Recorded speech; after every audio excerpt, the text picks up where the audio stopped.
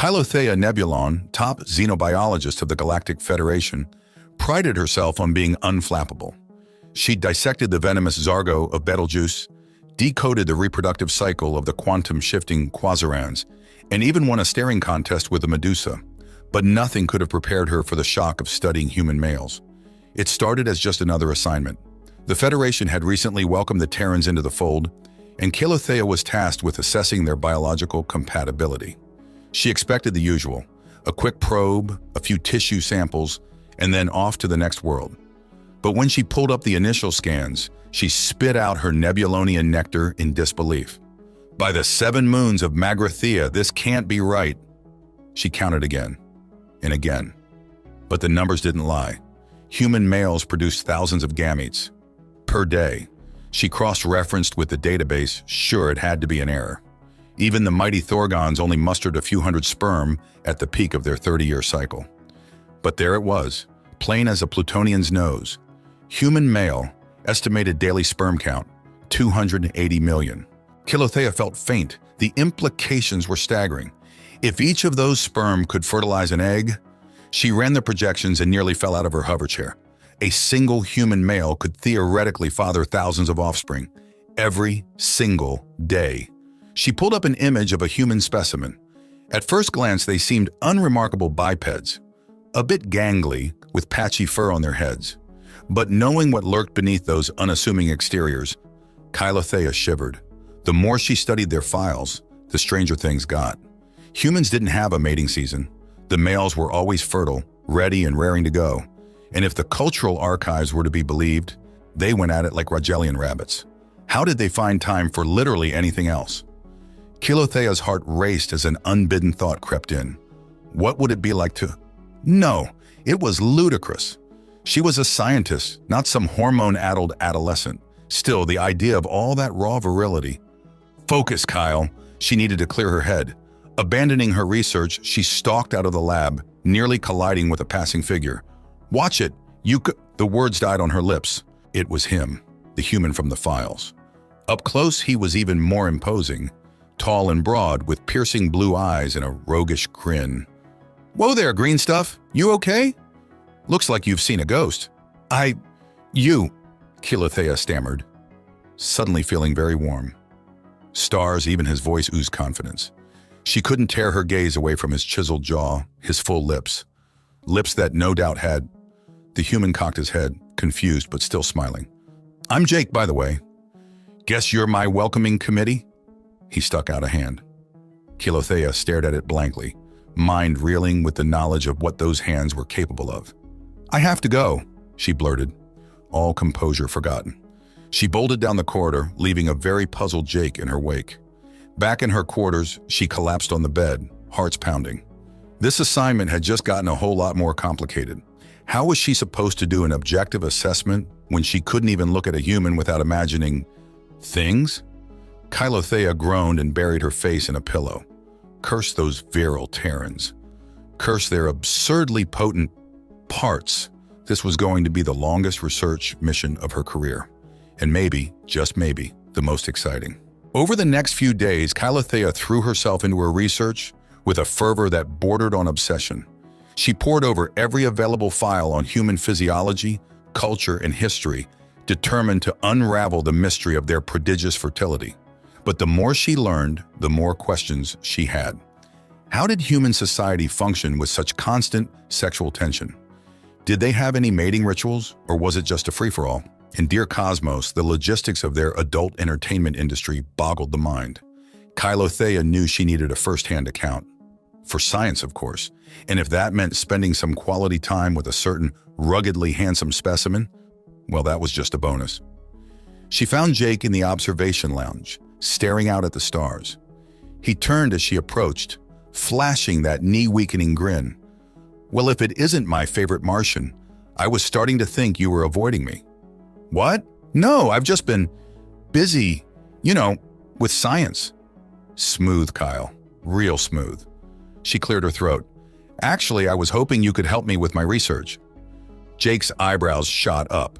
"Oh, really? And what exactly does this research entail?" Kylotheya felt her cheeks flush. Stars, was he flirting with her? I need to learn more about human mating customs. For my report. Ah, of course. For the report. Jake's eyes sparkled with mischief. Well, far be it from me to stand in the way of scientific inquiry. Ask away, Doc. Kylotheya took a deep breath, trying to calm her racing hearts. Right, let's start with the basics. How often do humans typically engage in sexual activity? Jake leaned back, considering. Well, that varies a lot from person to person. Some folks are happy with once a week, others want it every day. And then there are the real overachievers who go for multiple rounds per day. Kylotheya's eyes widened. Multiple rounds? As in, more than one mating session within a single rotation? Oh yeah, it's not uncommon for humans to have sex a few times a day, especially when we're really into someone. Jake winked, sending a shiver down Kylotheya's spine. She swallowed hard, trying to focus. And what about refractory periods? How long does it take for a human male to recover between, rounds? Again, it varies. Some guys need a few hours, others are ready to go again in just a few minutes. Jake's grin turned wicked. Personally, I've never had any complaints in that department. Kylotheya felt her face flush, images of Jake's stamina flooding her mind. She hurried on to her next question. What about mating rituals? Do humans have any specific customs or practices? Oh, we've got all sorts. Candlelit dinners, long walks on the beach, dancing under the stars, but honestly, the best foreplay is just good old-fashioned flirting. Teasing each other, building that tension until you can't take it anymore. Jake's voice had dropped an octave, sending tingles through Kylotheya's body. Stars the way he was looking at her. Like he wanted to devour her whole. She licked her suddenly dry lips. And what about physical attributes? What do humans find most attractive in a mate? That's the beauty of humanity. We're attracted to all kinds. Some like them tall, some like them small. Curvy, skinny, muscular, soft. But if you ask me, the sexiest thing of all is confidence. Knowing what you want and not being afraid to go for it. Kylotheya was finding it increasingly difficult to breathe. The way Jake's eyes smoldered, the suggestive tilt of his head, it was like he was undressing her with his gaze. She forged ahead, determined to maintain some semblance of professionalism. What about erogenous zones? Where do humans like to be touched? Jake's smile turned downright sinful. Oh, we've got all the classics. Neck, ears, inner thighs. But the real magic happens when you find those secret spots. The ones that make your partner melt with just a whisper of a touch. He leaned forward, voice husky. For example, did you know that the skin on the inside of the wrist is incredibly sensitive? Just imagine trailing your fingers along it, feather-light, watching your lover shiver with anticipation.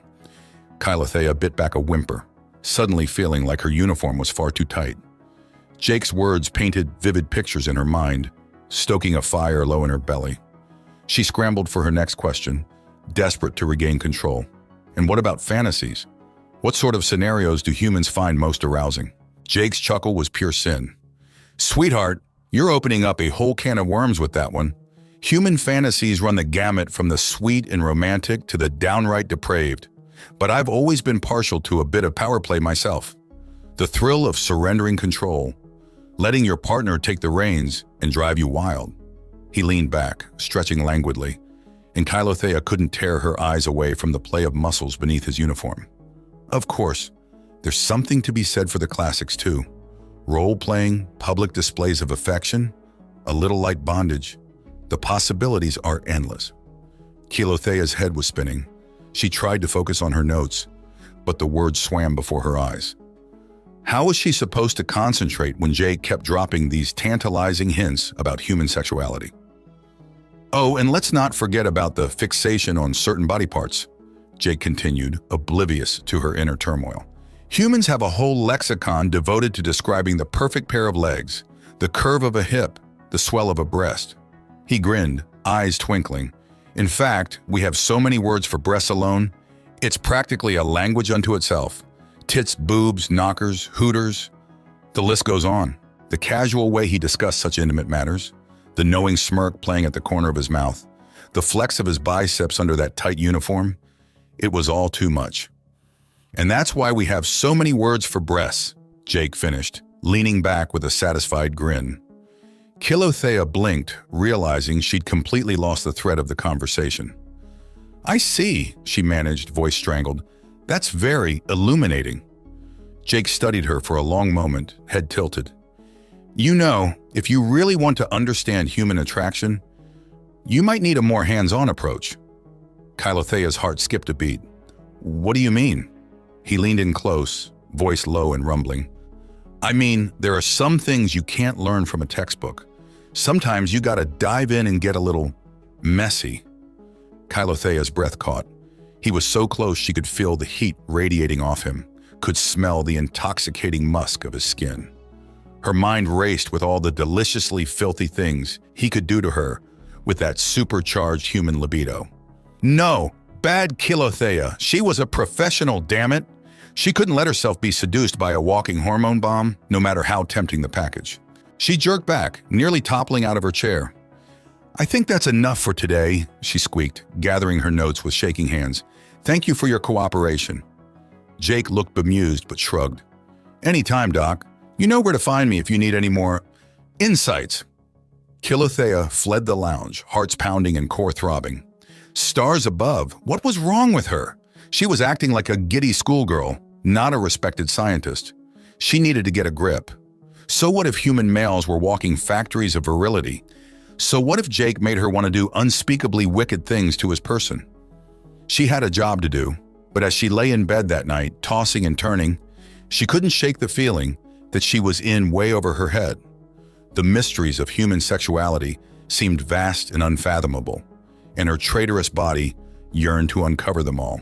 With a frustrated groan, Kylotheya buried her face in her pillow.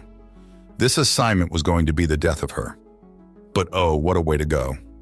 The next few weeks were a delicious torture for Kylotheya. She found herself spending more and more time with Jake, ostensibly for her research, but really just to bask in his magnetic presence. He was only too happy to oblige, regaling her with tales of human courtship and copulation that left her equal parts scandalized and enthralled. The way he described the dance of seduction, the thrill of the chase, the ecstasy of surrender. It was like nothing Kylotheya had ever experienced. Oh, sure, her own species had their mating rituals, but they were so clinical, so perfunctory. A brief exchange of pheromones, a quick coupling, and then back to work. There was no passion, no fire. But the way Jake talked about sex, it was like a religion, a celebration of life and pleasure and connection. Kylotheya found herself longing to be worshipped at that altar. It didn't help that Jake seemed to take every opportunity to touch her. A brush of his hand against hers as they walked, a playful nudge of his shoulder, a lingering hug that set her whole body ablaze. Kylotheya knew she was playing with fire. She was a scientist, not some love-struck fool.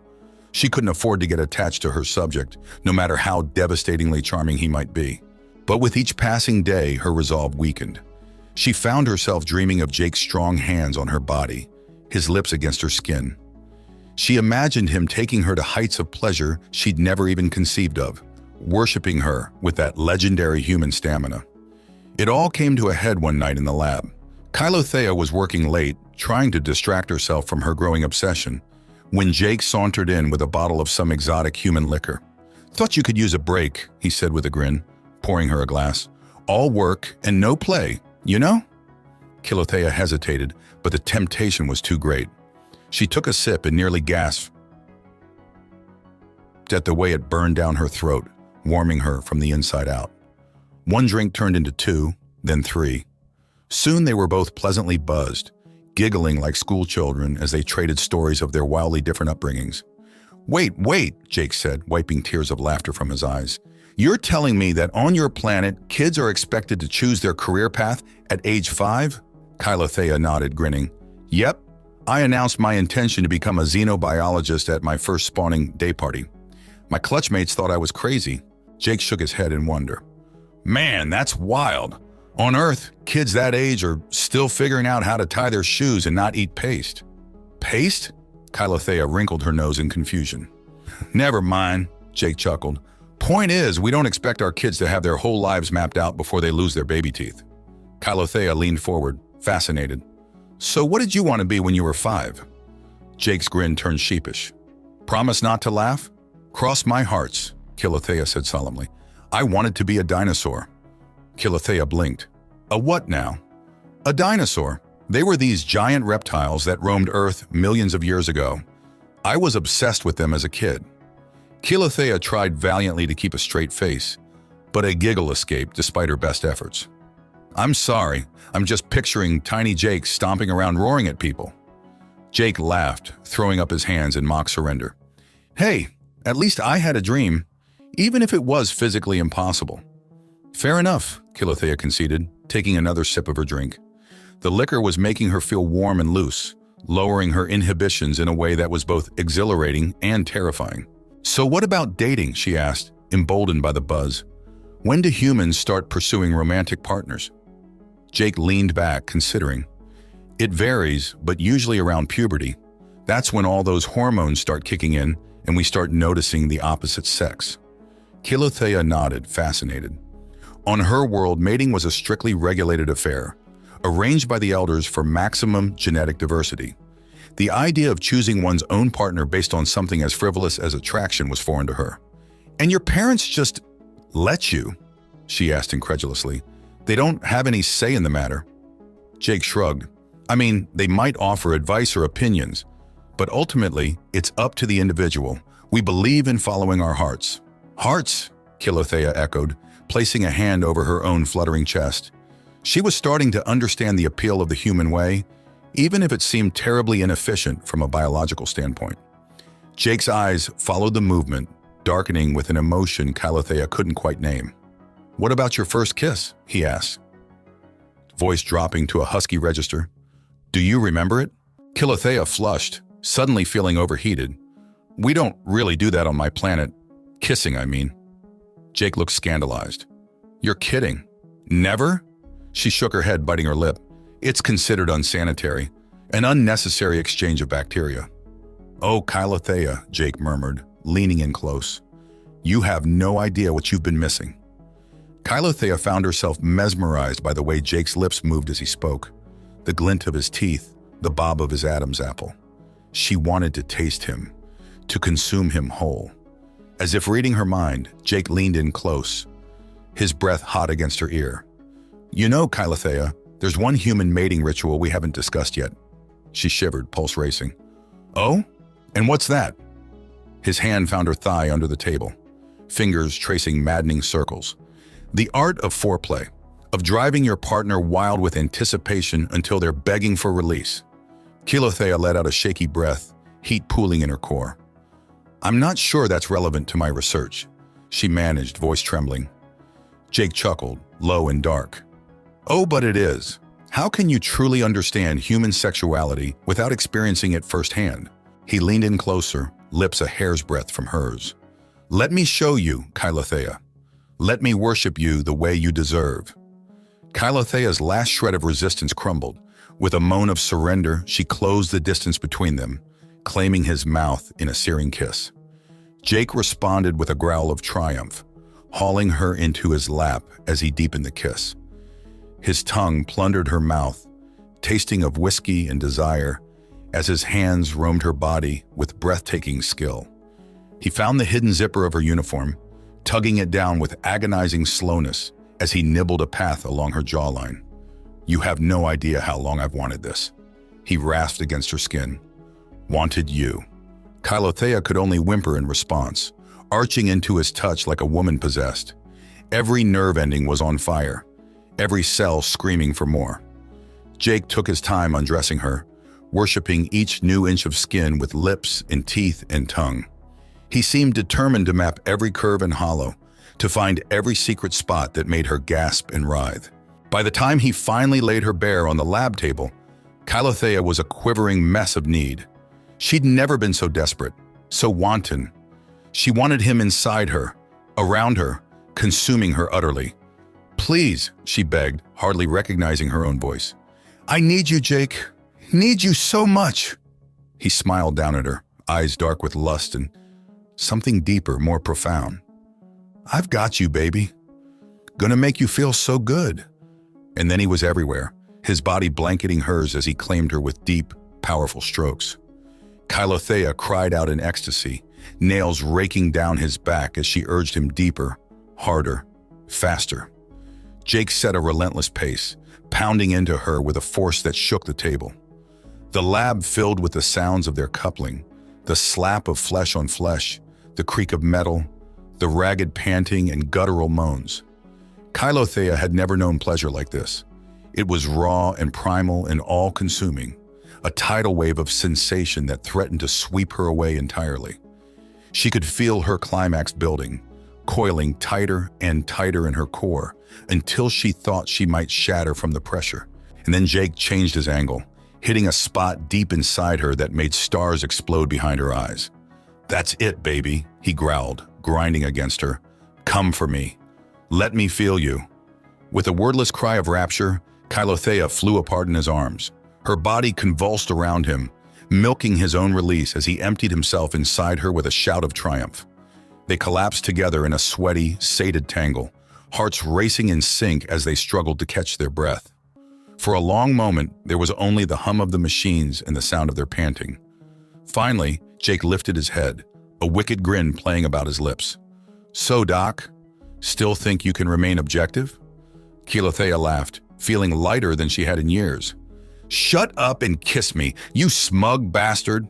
As their mouths met in a languid, thorough kiss, Kylotheya knew her report would never be the same. How could it be when she'd experienced firsthand the sheer primal power of human sexuality? But somehow, wrapped in Jake's arms with the taste of him still on her tongue, she couldn't bring herself to care. Let the galaxy think what it would of her research. She had found something far more precious, a connection that transcended species and reason, a bond forged in the crucible of passion. And as Jake rolled her beneath him for round 2, Kylotheya knew she would never be the same. She had been ruined for all others, marked by human desire in the most exquisite way. The mysteries of human sexuality were vast indeed. But oh, what a joy it would be to unravel them all, one blissful coupling at a time.